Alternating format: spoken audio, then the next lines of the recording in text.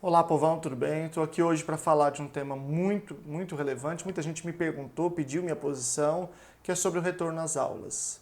E eu disse que eu não ia falar sobre isso, simplesmente não ia falar enquanto eu não tivesse dados o suficiente para fazer isso. Hoje eu entendo que esses dados já existem e, portanto, eu me disponho a falar. Isso é importante pelo seguinte, porque tem a ver com uma decisão que a sociedade precisa tomar, se volta ou não volta às aulas, né, se o Estado volta a oferecer esse serviço presencialmente, e também aos pais individualmente se enviam ou se não enviam seus filhos para a escola se ela voltar. Eu vou falar aqui do seguinte, o que eu vou apresentar para vocês? Vou apresentar o que as pesquisas dizem sobre esse assunto e qual é a pesquisa que estão utilizando aí para justificar a volta e analisar essa pesquisa. Segundo, eu vou falar de alguns fatores que eu entendo, dois fatores que são agravantes no caso brasileiro, quais são as diferenças em relação a essas pesquisas estrangeiras, né? Porque quando a gente fala de um cenário que envolve práticas culturais, a gente não pode simplesmente importar a evidência assim desse jeito, né? E terceiro, eu vou falar também sobre crianças com deficiência. Então eu estou falando de crianças de modo geral, vou falar das evidências de modo geral e vou fazer alguns apontamentos sobre o caso de crianças com deficiência. E um outro fator que eu quero abordar aqui é o seguinte, digamos que volte, digamos que as aulas voltem, o que acontece com os pais que não enviarem os seus filhos, que decidirem isso?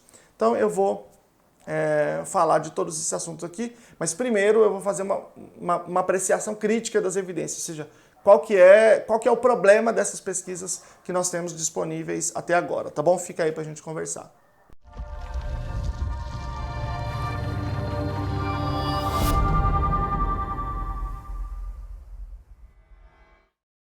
Meu nome é Luciano Lacerda, sou doutor pela PUC São Paulo, sou pesquisador hoje pela UFSCar. E todo mundo que me acompanha aqui no canal sabe que eu sou um militante de práticas baseadas em evidências. Esse é o conceito. Bom, essas pesquisas que eu vou apresentar aqui para vocês hoje sobre a transmissão, elas não se encaixam nisso que normalmente é o que eu estou defendendo.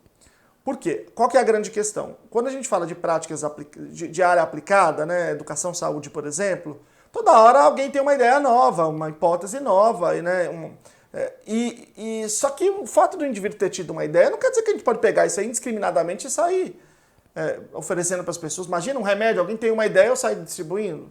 Né? E a mesma coisa para práticas pedagógicas. Ah, tive uma ideia. Esse discurso aqui é bonito, então vou sair fazendo? Não, calma aí.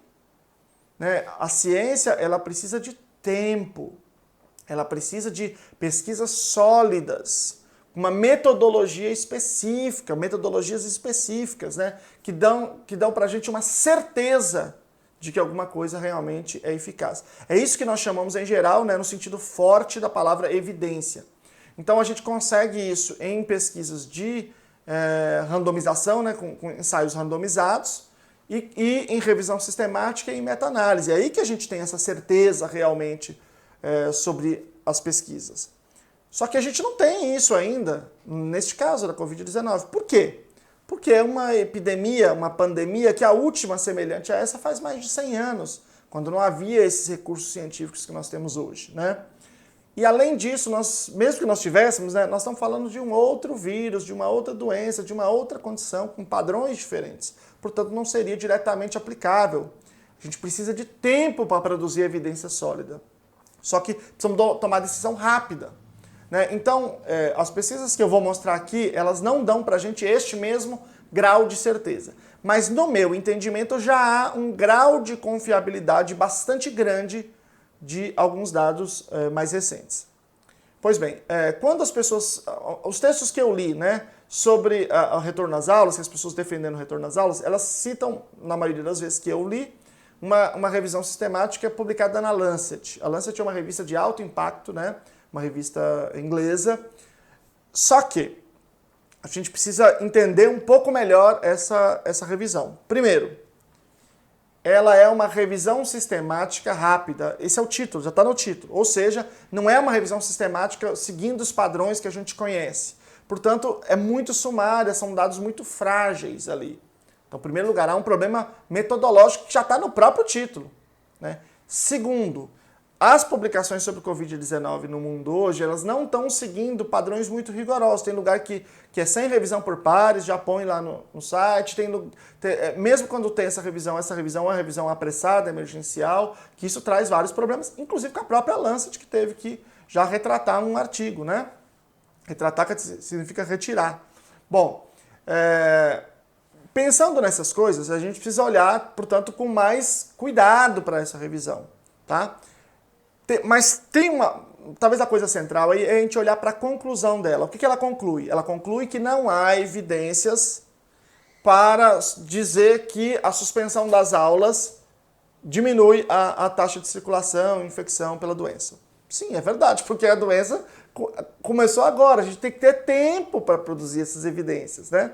A gente precisa ter parcimônia, esse é um princípio da ciência, tanto para fazer as afirmações, né, quanto para interpretar essas afirmações, né, baseado nos dados. Então, aqueles dados não são suficientes, os dados que eles analisaram, a revisão sistemática, ela analisa pesquisas anteriores, não são suficientes para afirmar, que nós estamos garantindo que a fechamento da escola vai reduzir, certo? Mas aí que vem o segredinho. Olha lá a data da pesquisa. Ela é de abril. Normalmente, de abril para julho, né, agosto, faz a menor diferença. Mas agora faz diferença, porque tudo está correndo muito rápido. Abril, a pandemia estava começando. Então, realmente, naquele contexto, não tinha ainda, né? Então, eu vejo pessoas usando agora essa revisão sistemática, ou enganados, ou enfim, ou se enganando, ou não sei, ou tentando enganar, não sei. Mas esta, apesar de pouco tempo, não se aplica mais a essa realidade de hoje, ok? Então, essa é a primeira coisa importante a se pontuar aí. Esta revisão sistemática que vocês virem em algum texto, em alguma situação, não pode ser utilizada para justificar essa decisão agora. Então vamos pegar as outras pesquisas. Eu vou falar de 4 pesquisas aqui para vocês e todas as pesquisas estarão aqui na descrição. Então eu vou fazer questão que vocês não confiem nem em mim e nem em ninguém e leiam, portanto, as pesquisas. Leiam vocês mesmos, tá? Mas antes, deixa eu dizer para vocês. Primeiro que esse vídeo eu já gravei umas 10 vezes, tomara que agora dê certo. Eu já falei isso em outras vezes que eu gravei e deu errado. Muito trabalho. Eu tive que ler um monte, pesquisar e depois ler um monte de texto. O trabalho é gigante, gente. Vamos à reciprocidade, vamos agir, né? Por favor. Então aqui, ó, é simplesinho, só curtir o vídeo, só você se inscrever no canal e ativar o sininho para você receber os outros vídeos e ao fim do vídeo compartilhar aí com os grupos de pais e profissionais. Vamos lá? Um mínimo aqui de reciprocidade entre a gente, tá? Continuando. Vamos lá. Primeira pesquisa. A Coreia do Sul teve o melhor sistema de enfrentamento da pandemia, muito provavelmente, assim, muito legal, muito bom, inclusive que garantiu aí a preservação da sua economia. Eles testaram geral, mas testaram todo mundo. Quando alguém estava com corona, o que eles faziam? Eles tinham um sistema por celular que eles viam quem chegou perto dessa pessoa. E aí eles pegavam todo mundo aqui, botavam todo mundo em isolamento e testavam todo mundo. Então eles conseguiram medir as taxas de, por exemplo, quando uma pessoa está infectada, quantos que estão, quem são essas pessoas que também se infeccionam e qual é o perfil delas. Então, qual é o conhecimento que nos importa aqui nesse ponto? É o seguinte, pessoas entre 10 e 19 anos têm os mesmos níveis de contaminação que outras pessoas, que pessoas mais velhas. Portanto, nós estamos falando desde pessoas que, no caso, no contexto brasileiro, estão no ensino fundamental 1, todo o ensino fundamental 2 e todo o ensino médio. Portanto, nós estamos colocando essa massa, né, esse grosso dos alunos em risco, tanto quanto qualquer outra pessoa, quando a gente fala aí, vamos prestar um serviço que exige aglomeração diária durante um longo período de tempo. Além disso, tem mais algumas questões importantes que eu vou discutir depois, 2 fatores que eu entendo que são agravantes no caso do Brasil, tá? Segunda pesquisa, Israel, né? Essa pesquisa conta um caso muito representativo, né, desse risco. Uma escola de ensino médio, né, deixou os alunos ficarem 3 dias sem máscara porque houve uma onda de calor. Olha aí a semelhança com o Brasil, né? Lugares muito quentes aqui no Brasil. principalmente agora, chegando no fim do ano. Aí o que acontece? Depois descobriu-se, né? 2 meninos com Covid, 2 pessoas com Covid. Nós tivemos nesse lugar, em 10 dias, 153 alunos infectados. 25 funcionários infectados. 87 pais infectados. Sabe o que isso significa? Algumas mortes. E nós estamos falando de uma escola. Uma escola. Tá? Vamos passar para a próxima pesquisa. Né? Crianças de 0 a 5 anos. Foi feita uma análise da nasofaringe e a presença ou não do coronavírus. E foi detectada uma presença bastante alta.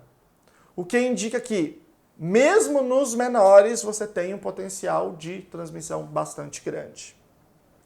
Quarta pesquisa. E esta é a mais importante, a mais forte aqui entre elas. Vamos lá. O que fizeram?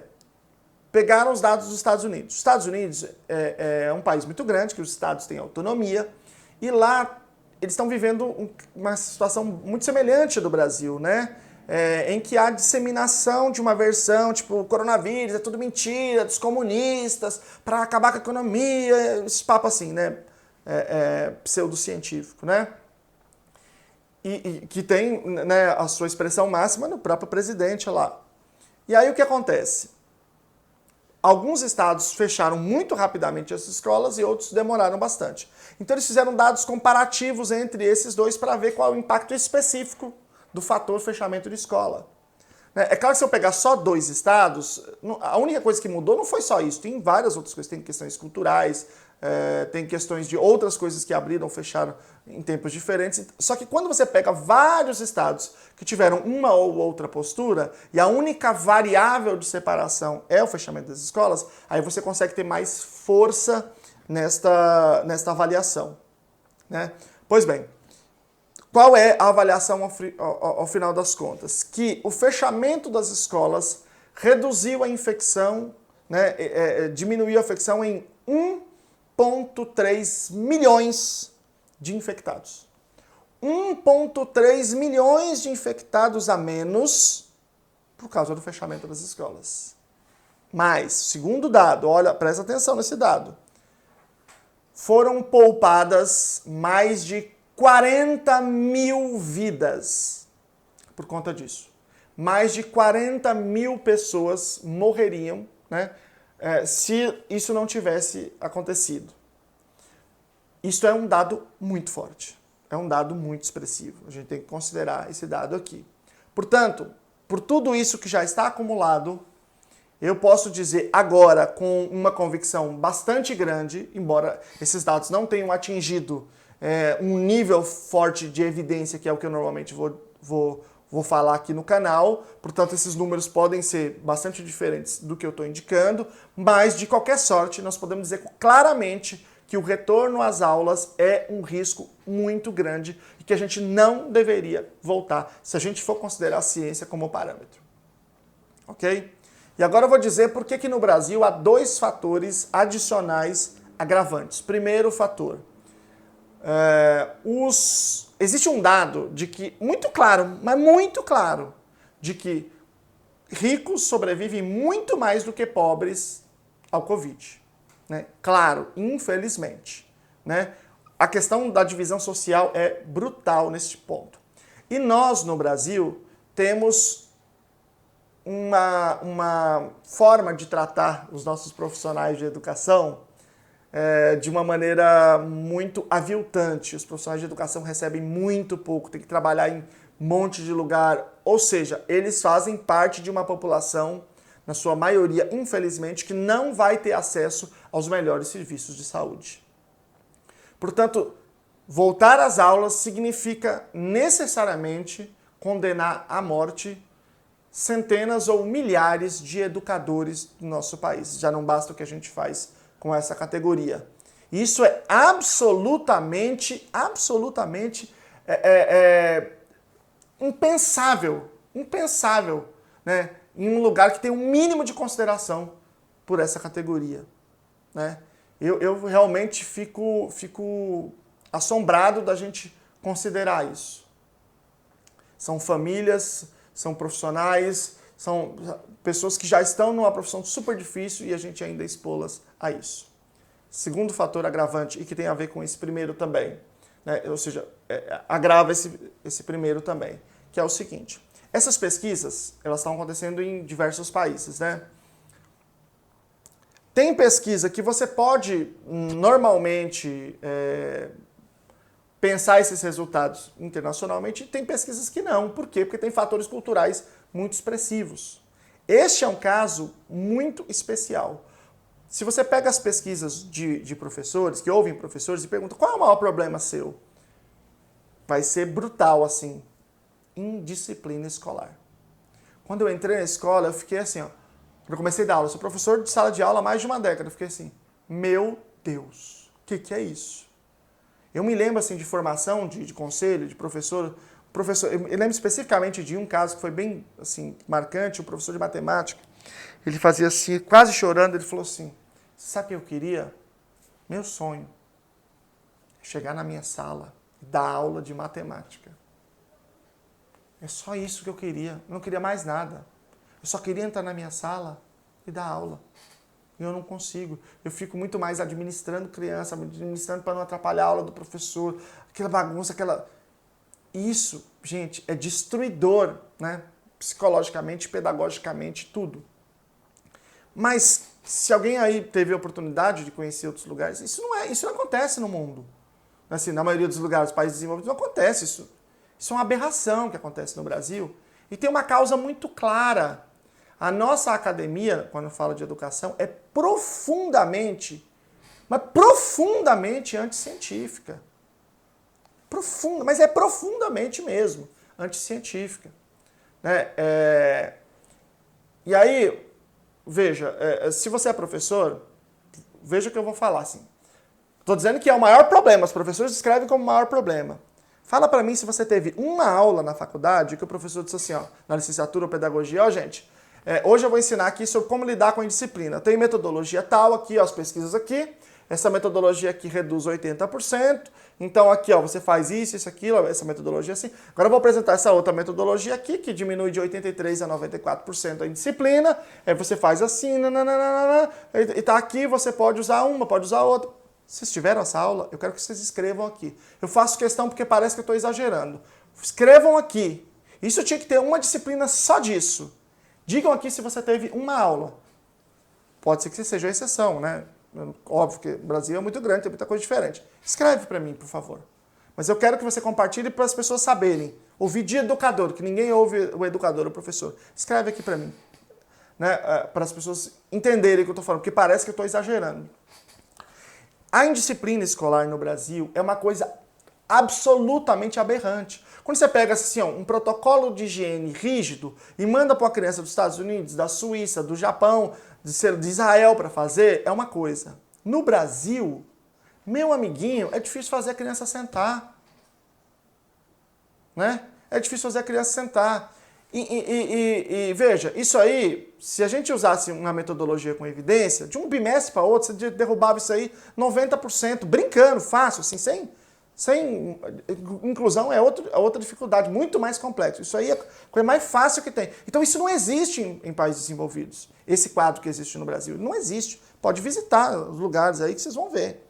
Bom, então este segundo fator, que é a indisciplina escolar, ele é brutal. Esse negócio de, vai ficar todo mundo com a máscarazinha, põe um álcool gel aqui, a luva, não tem...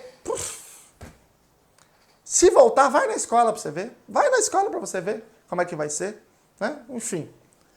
Então, por tudo isso, minha posição é bastante clara e não é minha opinião. Minha opinião não tem nenhuma relevância. Você lê aqui os artigos e, eventualmente, discorda de mim, escreve aí embaixo. Vamos dialogando sobre isso. Agora eu vou falar sobre as crianças com deficiência, né? E aquele parecer lá que teve no Conselho Nacional de Educação. E, por fim, vou falar da questão dos pais que decidirem não mandar os filhos. Bom, em relação às crianças com deficiência, o que era o parecer? O parecer, sim, sendo bem grosseiro, né? Dizia assim, vamos voltar às aulas com tais cuidados, mas as crianças com deficiência não. Então, essa separação foi absolutamente equivocada. O Conselho, inclusive, reconheceu isso imediatamente, se abriu ao diálogo, né? Tudo isso. E por quê? Porque a deficiência em si, ter uma deficiência, assim, né? Não é o motivo pelo qual, tem deficiência, então não tem que ir, tá no grupo de mais risco aqui. Não é isso. O que a gente tem hoje em relação ao coronavírus é que existem certos fatores secundários, que são fatores secundários, podem ser fatores secundários em algumas deficiências, em que podem trazer, sim, mais dificuldade. Por exemplo, diabetes, problemas cardíacos. Mas não é só criança com deficiência que tem isso, né? E as outras condições, essas condições secundárias. Criança com desenvolvimento típico também.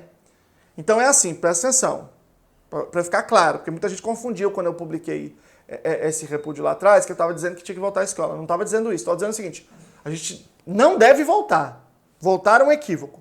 Mas se a gente voltar, não pode ser assim, volta quem tem desenvolvimento típico, quem tem deficiência não volta. Aí não pode ser.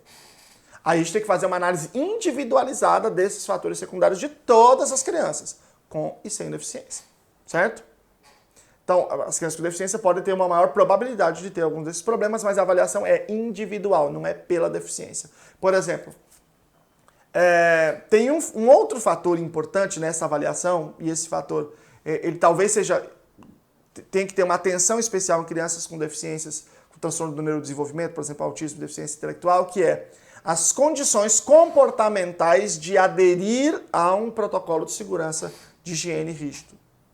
Porque você tem pessoas, por exemplo, com autismo, deficiência intelectual, que têm um entendimento, né, muito prejudicado, e, portanto, ele não consegue entender aquele protocolo e se engajar nele. E tem crianças que têm um comportamento muito forte, por exemplo, de lamber as coisas, né? Então, ele vai ficar muito exposto ao risco, né? Então, só nesse sentido, talvez, que tem que ter uma avaliação um pouco mais profunda em termos de pessoas com deficiência. Mas isso também pode acontecer em crianças sem deficiência que também não conseguem aderir a um protocolo desse tipo. Como eu disse, isso é um problema generalizado, inclusive na escola, problema da indisciplina, né?